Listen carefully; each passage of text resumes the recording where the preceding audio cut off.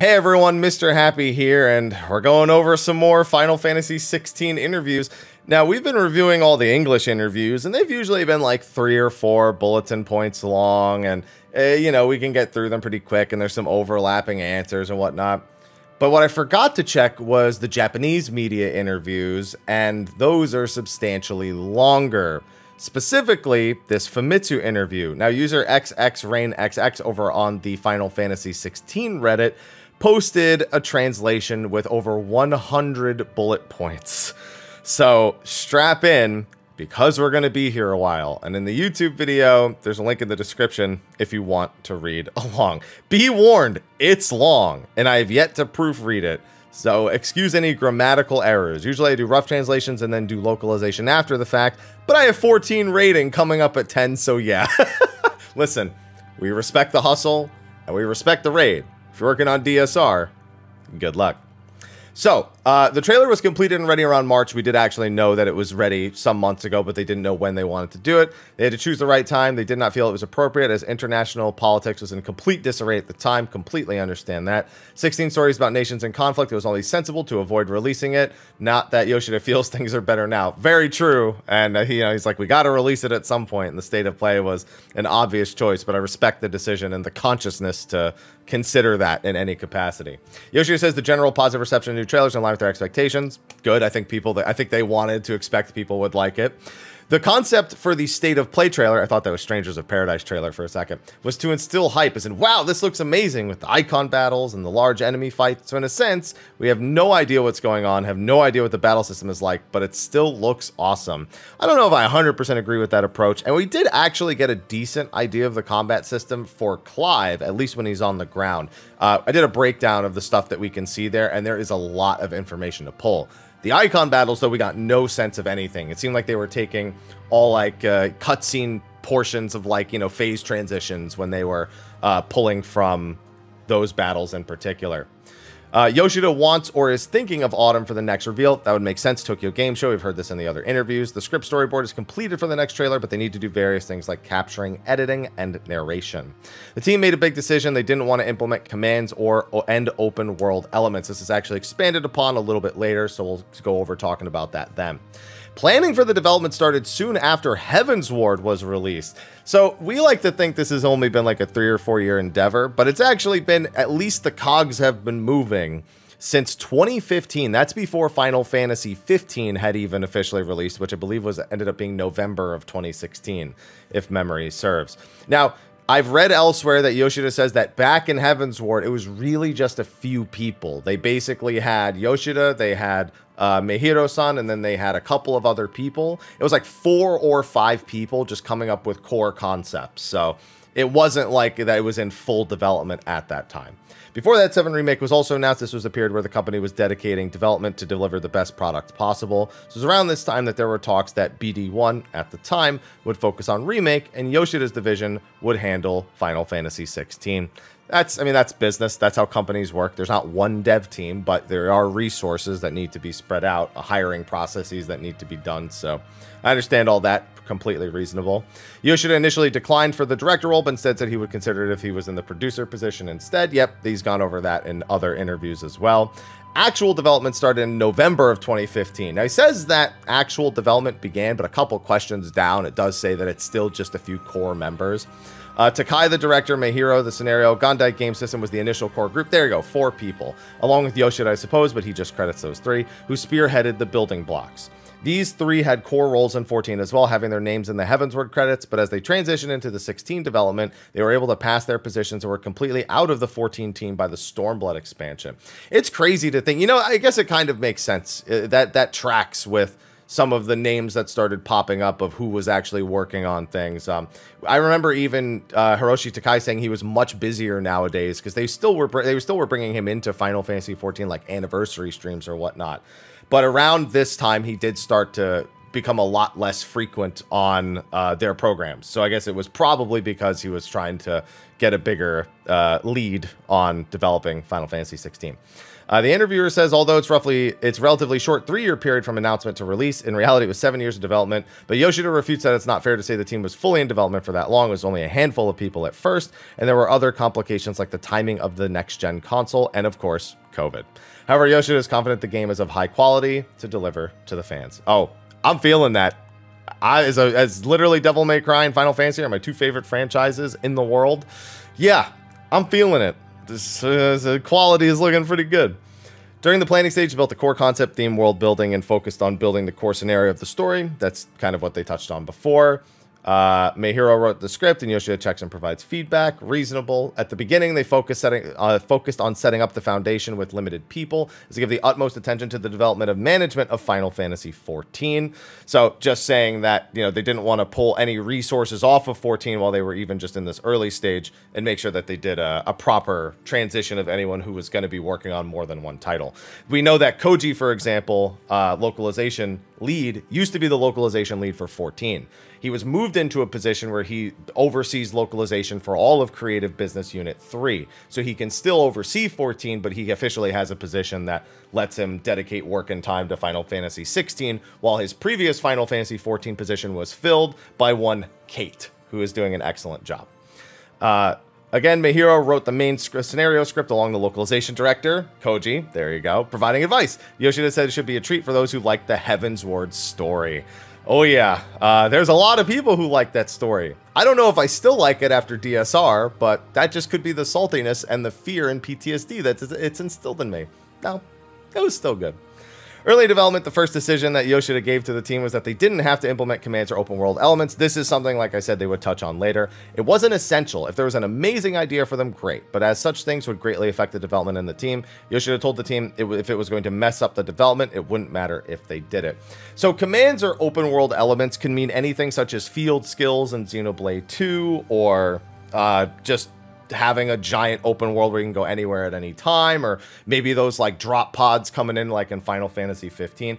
They wanted to make sure that if they were going to do something like that, that it made sense and that it was a good idea and a great idea and an approved idea. But they didn't want to just throw them in there for the sake of, hey, we're gonna just throw these in there because that's like the cool thing to do. I'm glad to hear that, because open world games are getting more and more tedious by the year outside of Elden Ring. Y'all FromSoft, keep doing what you're doing, because that was good. Yoshida made this big decision at the start as there is an immense pressure in developing a Final Fantasy title. So in order to relieve some pressure off of Hiroshi Takai, Yoshida backed a part of it by lightening the load, so the team could work freely without having to abide by such expectations. That's good. This is something Yoshida does in 14 as well. He really likes to make sure his developers aren't constantly stressing out about key elements of the development. So he's always very much about taking pressure off so they have more fun while they're doing it, and they can be more effective in the process. When Yoshida took the reins of 14 as producer and director, Katase told him that Final Fantasy is what the director at the time thinks that this is the best game. I mean, yeah, obviously there's expectation, but you always want to be making the best game you can at the time. Yoshida's reflected that in other interviews as well. Final Fantasy is just a name stuck to a game that we made thinking, this is the best game. I like that. And if there's no need to be a successor, there's no need to flatter the predecessor. If we make a game that we think is the best game, that makes it Final Fantasy. So I like that kind of broader approach. I'm positive you're going to be like, no, you're going to have the people like, no, Final Fantasy is about open worlds and turn-based combat. I got to make a game taking all the bad takes about classic Final Fantasy games that I see, especially with 16. I just got to like refute them or something. Old Final Fantasy games for the most part were not open world until the very end. They were very linear. They just had a world map. But you're gonna see people refuting that exact statement because everyone wants to think they're right. I'm gonna trust them a little bit more with that insight, because that's a developer's insight right there. That's precisely what that is. Yoshida told Nomura he wanted to add limit breaks in 14, and Nomura told him, you don't have to force yourself to match things, just do what you want to do. That is the most Nomura quote I have heard in years. That is so very Nomura. With that, Yoshida decided to make the series' first fan service Final Fantasy game and made 14 with the theme park concept. That's nice. Hi, Ivy. Hey, we're recording. Do you want out of my office? I'll leave this into the recording. Hi. Hey, you want out? Yeah, I think you do. Ivy wants out. Cats. Anyway, back to where we were. Number 23. At the time, 14, Yoshida was involved with Dragon Quest. He feels that there isn't many fans throughout the Final Fantasy franchise. He understands that Final Fantasy, despite being a series, is divided among the fans, with certain entries being their favorite or certain entries not being accepted. He often hears comments like, 7 is the best, and no, it's 10. Everything other than 9 is so trash. They got that statement wrong, by the way. They added the other than. It should have just said the back. They should have just been the last 3 words, but, you know, that's fine. That was just a typo. So around that time, this team was taking on Final Fantasy 16. They did a thorough international user research. He did so thinking it was necessary to understand the different perspectives, but he was also scarred from a long number of shocking comments. Yeah, we all like to have opinions. Yeah, some of us don't really know how to explain those opinions. I direct you to every comment section and every thread on every forum and Reddit post on the internet. And, yeah, I would be scared too if I were him. There were many wonderful opinions, such as Final Fantasy is the peak of RPG with a long history, and this is a series that always delivers emotional and shocking moments. Or Yoshida saw a lot of kids said, this is a maniac game that has followers like a cult, and it's a kid's game. I don't know who called Final Fantasy a kid's game, but they clearly haven't played it. I mean, I played it when I was a kid, but man, would I still not have called it a kid's game back then. Any of them, even the sillier ones like Final Fantasy V. However, Maniac games that has followers like a cult. Yeah, no, I get that. That tracks. Having to learn this, Yoshida felt that understanding both sides was necessary to make a game that the players around the world could enjoy. All right, fair. We're not even a fourth through this, by the way. Like I said, strap in. Even amongst the rest of the series, Final Fantasy 16 has taken up a considerable budget, so the sales is very important to the company. The sales keep going down for a new title in the series, and there's a point where there may not be a next. So for 16, instead of focusing on every generation of fans, every type of player, whether it's Final Fantasy or not, Yoshida focused on making a game that made people think, this looks amazing, I want to buy and play it. Yeah, that would be good. I mean, Final Fantasy 15 is the 3rd Final Fantasy ever to go over 10 million units sold, so that's probably pretty good. I'm curious how they'll do the exclusivity, because, you know, 7 Remake started with exclusivity, and they seemed pretty content with the sales on that. I'm sure the sales have ballooned up since EGS and Steam releases, especially the Steam release that literally just happened, and the same will happen with 16. But I wonder where their expectations are as a next-gen exclusive, and where it'll lie initially versus how it'll do later down the line. We usually get that kind of insight yearly from them once a game has actually released, so I'm really curious to see that, you know, years down the line when we can talk about it then. Their focus on Final Fantasy 16 was, if we make what we think is the best Final Fantasy, then it is Final Fantasy. Just following Katase's advice, gotta respect that. Though they thought about what Final Fantasy was to them, and they came up with a simple conclusion: it's about delivering the best story and game experience. I like it. For Yoshida, also mentioned in other interviews, when he played Final Fantasy 1, he was amazed by the theatrical composition of the production, timing of the script. See, because I started with the PlayStation Final Fantasies, with 8 being the first one I owned and 7 being the first one I ever saw, I never felt that way about the old ones. I don't generally feel that way about games most of the time until the newer generation, like Final Fantasy X and on.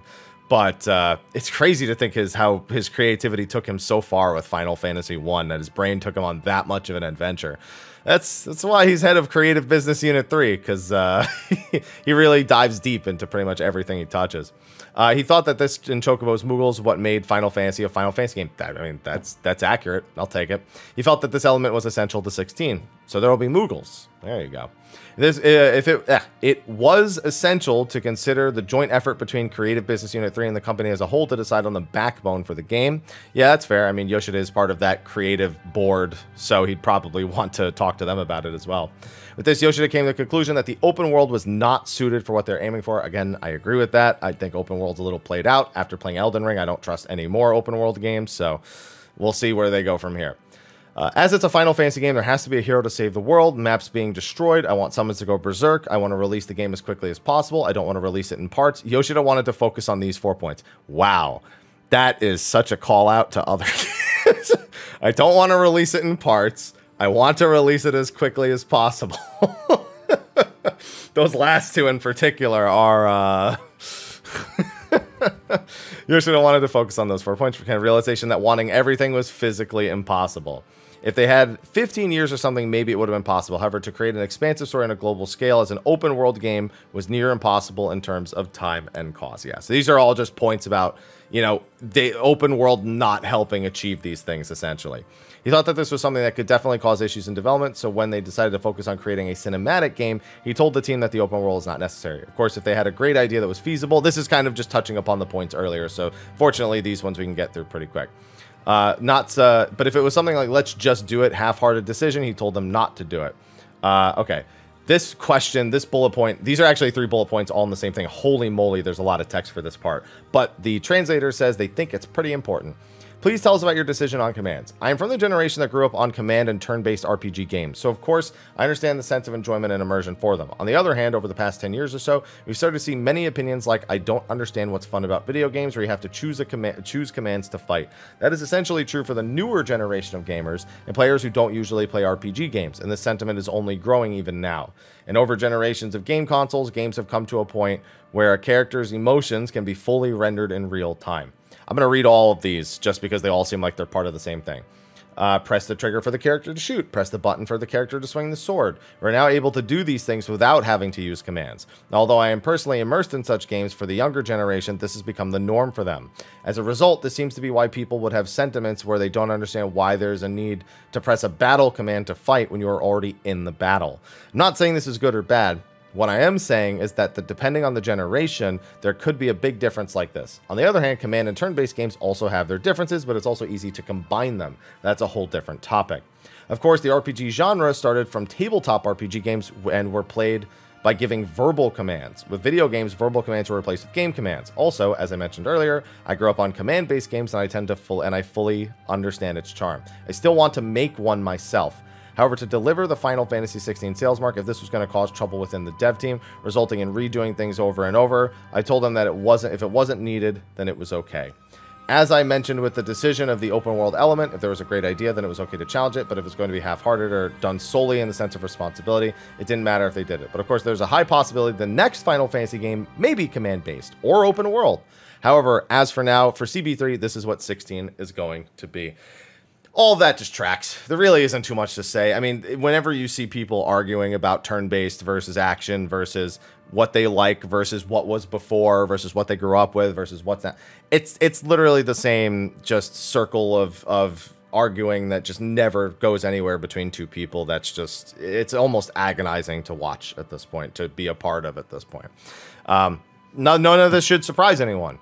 And if anything, the most surprising thing would him be laying out the possibility of a future main Final Fantasy game being command-based or open world. Because I think we all know deep down, that's just him being nice, because that's probably not going to happen. Fortunately, there are plenty of other command-based and turn-based games, even within the Final Fantasy franchise. Please give World of Final Fantasy a sequel. It was fantastic, and you set up a sequel, so please do it at some point. Not to you, Yoshi-P, just to Square Enix as a whole. But there's just not much to comment on that. He's just trying to do what's best for everyone and make something that isn't just catering to a specific group of people. At a point in Final Fantasy 16 was creating massive large-scale battles with summons. Yoshida commented how he had an image in his head when he first saw a summon appear in Final Fantasy, and he wondered what it would look like if the image was recreated with today's technology. No Final Fantasy has tried this before, so going headstrong in this challenge was a major point. Yeah, the icon battles, you know, we don't really have kaiju battles and the rest of Final Fantasy. 16 has 3 primary types of battles. Humanoid-sized battles, such as Empire soldiers, small-scale monsters, or humanoid bosses. Second, Clive is in his human form, fighting enemies as big as 10 meters, and also massive icon battles. And the third is 2 massive icons in the same battle. Then, we have another big translation here from Rain. This gave me goosebumps, so I will translate the whole answer. Okay. Shiver me timbers. The translator. Without even reading the question and answer, just reading Shiver me timbers right afterwards. Question, so that means you can control icons. Yes. And the most interesting point is that the icon versus icon battles are not reused at all, meaning each battle is unique. Oh, okay, so it's regarding this. He mentioned this, yeah, one's like a 3D shooter, one's like a pro wrestling match, and the other is like a battle with the with Titan is like a battle with the battlefield itself. Yeah, so that's a comment that we've actually already gone over in the other interviews, thankfully, so we can just kind of move on from that. All this will be seamless and in real time. Yeah, they said that with the PS5, having no load times for most of this stuff is going to be pretty important. How would you summarize the 16 concept? Super high grade, ultra high speed roller coaster. If that's not already a manga title, it will be. Let me tell you. 95% of the trailer was all rendered in real time. Everything is in real time. The only exclusions are for backgrounds and cutscenes and large groups of townspeople, which will be pre-rendered. Outside of that, everything is real time, including the scene where Garuda blows Ifrit's arm off, which is fully playable. Another example is when you step into a new town and the camera zooms out over the entire town. All this is practically real time with no loading. Sweet. Massive battle scenes where the footmen clash is a combination of real-time and pre-rendering. The purpose of pre-rendering is simply to overcome the limitations of the engine. Well, it looked good when we saw it in the trailer, so I'll take it. They really focused on real-time renders. We got that. The latest trailer was finished in March. Okay, so, oh, wait. The latest trailer was finished in March, and they are working to improve the quality even more. Now, the final release would be a little bit higher in quality. Oh, yeah, now they're going back a little bit. The original trailer in 2020 was released while there were plans for a PS4 release. Really? They weren't able to show the best quality for the game at the time. So basically the Awakening trailer is closer to what it would have looked like on the PlayStation 4. And if you compare the two trailers, like, it doesn't look bad in the Awakening trailer, but it certainly looks unpolished.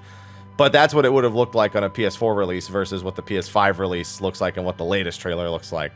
Pretty recognizable. So that's a real interesting bit of insight. They could have done a pre-rendered trailer, but thought that it would just be a waste of development time, so he decided to release actual gameplay footage. Yeah, that's the better decision. We all really like that, so good call.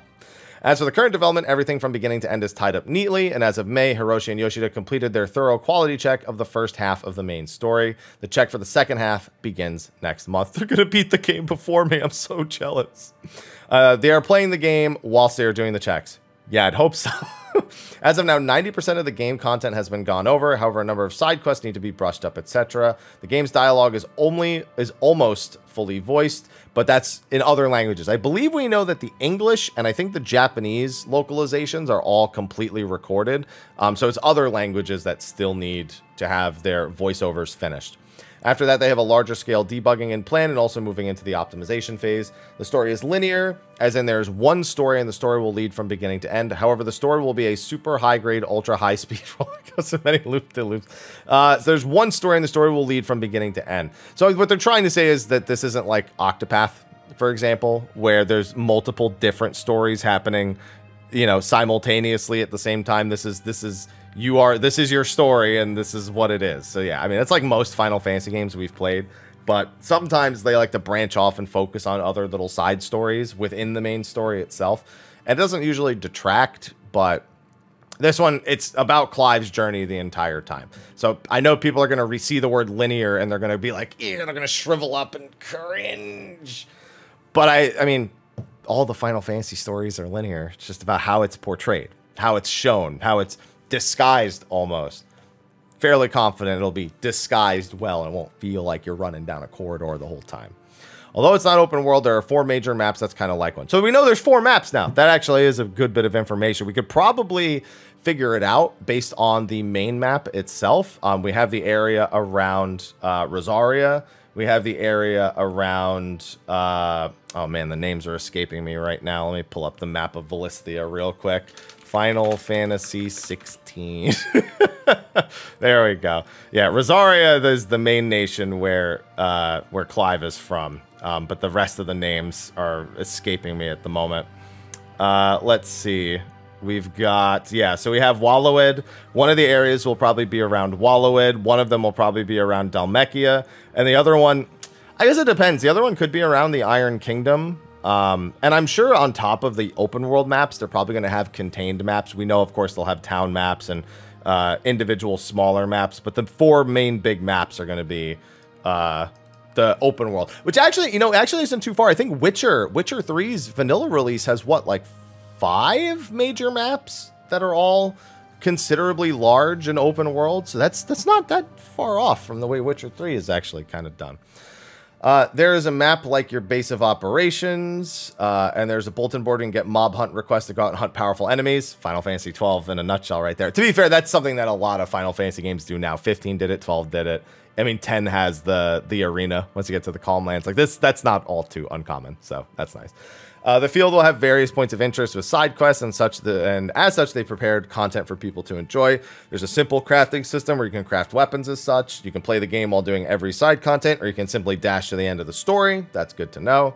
Yoshida laments how there is data that the clear rate for modern games these days is really low, so he wants to make the game so that people would play to the end. Fair. I feel like probably a 30 to 40 hour, if you rush it, main story is a good pace where people will still probably finish it. Realistically, if you want close to like probably 75%, you probably need it to be under 20 hours, but I assume we'll probably see 30 to 40 without any side content. I think that's a reasonable ask. It's made so that you can relax and focus on the story. This does not allude to New Game Plus mode, but there will be a super difficulty mode. There'll also be a mode for streamers where there are... Wait, me? Where there are time attack stages and difficult challenges where certain icon abilities are restricted or disabled. I'm playing on super difficulty mode. I've beaten every Devil May Cry on every difficulty. I am playing this on super difficulty mode. whatever that ends up pertaining to, I'm freaking doing it. All right. The super difficulty mode will have gear restrictions, and even the user interface will be different from the normal mode, so you will know immediately. Yoshida affirms that while this is an action game with modes for hardcore players, he also guarantees ease of play for casual players who are not used to action games. Yoshida actually wants more casual players to play than hardcore players. Yeah, because casual players pay the bills and are the majority of people who enjoy video games, so good call. When you start the game, you can choose from story focus mode or action focus mode. However, the story does not change. The story focus mode does not equate to easy mode. In story focus mode, you'll have accessories with AI-driven abilities. For example, equipping a certain AI accessory will make Clive auto-dodge enemy attacks. Okay, so that's kind of similar to Final Fantasy XV's easy mode. There were things that you could do to make it so that it was even easier to dodge and attack. So something closer to Final Fantasy XV's gameplay in the very, very easy mode. Let's see. There are various other accessories such as the one above, and for people who want a bit more action, another AI accessory will slow down time just before an enemy hits you. And if you press the R1 button within a 3-second window, time will restart and Clive will dodge the attack. All right, that's fine. There will be options with auto or manual battle elements like this. You can put them on or take them off at any time, so you have complete freedom on how you want to play. So if you are not good with action games, story focus mode will give you the option to focus on the story. Okay, so you could play story focus mode, not use any of those things if you really don't want to, as opposed to it being, okay, I know a big problem, for example, with Final Fantasy 15 was a lot of people really liked wait mode. Wait mode was essentially the turn-based version of Final Fantasy 15, or as close as you were going to get to it. But you could only play it on easy mode for the longest time. They eventually expanded it to normal mode, but it was a very, very, very long time in the process. And it was like, well, I mean, I want to play this, but I don't want to play it on easy mode with this and that and all these other things helping me out. This is more like easy options mode. So you can flip and turn everything to make the game exactly what you want it to be. I won't play on that mode, but I'm glad to hear they have something as flexible as that for accessibility options. Let's see. There are also options allow you for automatic icon ability switching and clean combos with a specified button. Persona 4 Arena comes to mind. They tried to do like a lot of modern fighting games started trying to do automatic combo strings to like get players back into fighting games. That's what that kind of reminds me of. And again, not surprising. You know, you got to remember that the combat director worked on Marvel vs. Capcom 2. Not a game that had that, but he has a background in fighting games. Not to mention Devil May Cry is basically a fighting game action game. So I'm not surprised at all to see that those kind of decisions being made. The action focus mode also has these accessories. Then why did you even bring up story focus mode? Now I'm even more confused. Wait, okay. For people who want more of a challenge, can try score attack mode and such. Then now I'm more confused about action focus versus story focus mode, because I made it seem like story focus mode had these kind of options and accessories, but now the action mode has it too. All right, I'll just wait till it comes out. Now I don't even know what to think anymore. Either way, there's accessibility options. There's no traditional party system, but there will be AI-driven characters who will change depending on the story. Yeah, these are just going to be guest characters. Pretty much what I expected. You probably won't be able to customize them in any way. Maybe they're AI, like a Gambit system at most, but I can't imagine more than that. There's also a buddy system. This buddy will be in almost every battle and give commands to attack or heal you. You also have the option to let them do whatever. Is that Torgal? That better be Torgal. That's our good old buddy Torgal, isn't it? Oh yeah, we're going to have a new best dog. Looking forward to it, Torgal. Final Fantasy 16 is a fantasy world where magic exists like everyday tools in medieval Europe. Yeah, I get that feeling. Although there are some similarities with 14 and 16 as the teams are similar, they have no correlation or connection. Yeah, so stop guessing that 16 is one of the shards. Stop it. Everyone's waiting on the next patch. We found some secret shards we didn't know about. Heidelin must have kept these a secret so the Asians wouldn't blah blah blah blah blah. Everyone's waiting. Let's see. They chose Garuda as an icon as the team wasn't exactly going for a blooming flower and more for a rough type image. Okay.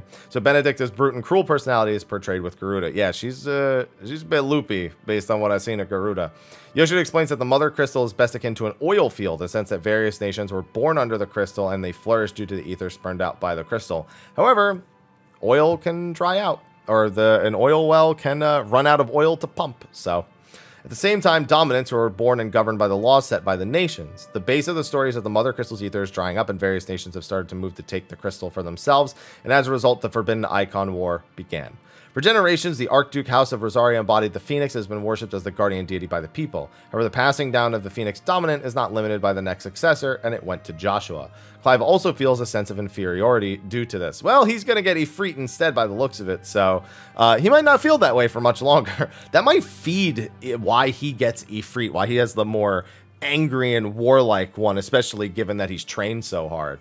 Part of Clive's journey is chasing the mysterious black icon and taking revenge. However, whether this is his one-way resolute, you'd have to see for yourself to find out. Yeah, probably not. I mean, it's probably a blighted icon or something like that. I wonder if the blight is like a dark world, like a reverse version of the world, like, you know, Final Fantasy 3 has the dark crystals and the warriors of darkness and all that stuff. I wonder. Icon versus icon element was decided from the very beginning. Icons exist in there as a mother crystal. These are two things that became the foundations of the story. From here, they went on to world building by setting up nations based on the icons. Okay. They considered the job system a number of times, but ultimately was not implemented. Yeah, I can imagine it actually, but I'm kind of glad they didn't do it. Yeah, like you could have the icon actions always be the same, but have the weapons represent the different jobs. And you could then you'd have to chain the combos, but that's a lot of work for a game like this, so I think them going with the icon customization was probably the best route. That does not mean the jobs are completely absent. There were Dragoon seen in the trailer. Yoshida jokes about how people commented LOL floor goon again, but he guarantees the Dragoon fights will be a challenge. No, I'll win. That's fine. Yoshida cannot say how long the game will be as of yet. However, he thinks that the game will have plenty of content to satisfy both players who rush the story to the end and for completionists. As mentioned, oh my god, there's the end. I forgot. That's right, there's an end to this at some point. As mentioned earlier, the game is mostly in real time with no loading, so Yoshida wants to stress the immersive gaming experience. An immersive, story-driven experience. Yoshida thinks the game will deliver an experience that no other game has. Being swept up by the story, the game will have so many moments building up to the shocking pivotal points. For pre-rendered elements, Nozu's Kingsglaive team had their part closely working with the 16 team. Okay. One reason they focused on real-time rendering was the time and cost. While there are times when they have to cut certain scenes, as if it was pre-rendered scene, it would take an immense amount of time even just to make small adjustments. So real-time rendering cut a lot of this down. Nice. The core design philosophy for 16 was creating a sharp and polished action game combined with the Dreadnought class scenario and an adrenaline-pumped game design. Yoshida admits that there may be people who are disappointed that it's not open world, but to put the story at the forefront, expanding on a global scale, this was the best choice to make.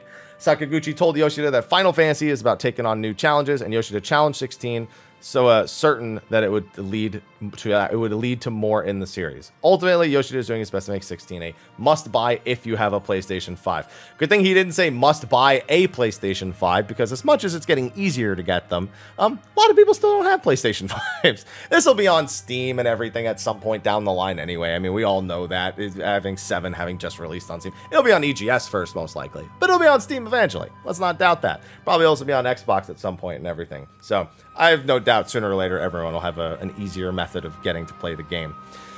Anyway, that's an interview. That took so long. And you know what? There's still details that are in other interviews that I've seen that weren't covered here. So I still have to cover the other interviews. Oh, they could have released these like a day apart or something. I'm gonna go crazy. Anyway, that's a wrap for the Famitsu interview that Yoshi-P did for Final Fantasy 16. And with that, I hope you enjoyed it. We've still got more to look at So please look forward to it. Be sure to like, favorite, subscribe, and share. And I'll see you in the next video. Until then, bye-bye.